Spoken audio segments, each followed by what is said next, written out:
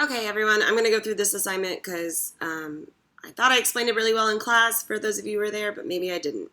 All right, so this is conflict in movies. Directions. Choose movies or TV shows or really anything that you want that you know well. Then follow the directions below. Please read the example to make sure you're doing it right. I cannot stress that enough, but I'm going to read it to you. All right, so what you're going to do, step one, is copy and paste an image from a from a movie or TV show that represents the type of conflict that you will explain. So then you explain what happens in the movie or show and justify why it is an example of the specific type of conflict. These up here are our conflict types.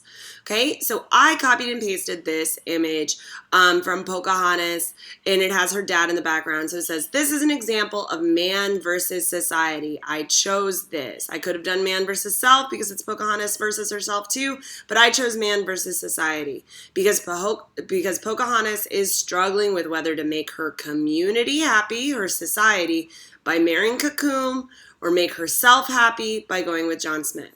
Okay, so I chose this. You are going to go to a new browser and you are going to choose a movie that you know and love, and you are going to search for an image that has a conflict type. So I'm going to do really quick Iron Man. Oh, no, I in class I did Thor v. Thanos. Okay, and then I'm going to find an image. You see I clicked image. And I'm going to right click an image, copy this image, come back to conflict in movies, and then come down, come down here, and then I'm gonna paste this in here.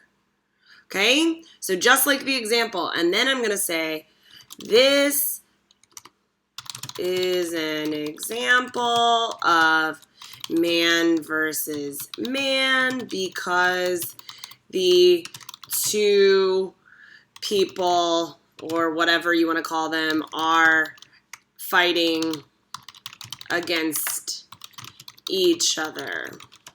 I also could have said, of course, that this is supernatural versus supernatural, etc. It's however you frame it, okay? But you need to explain it.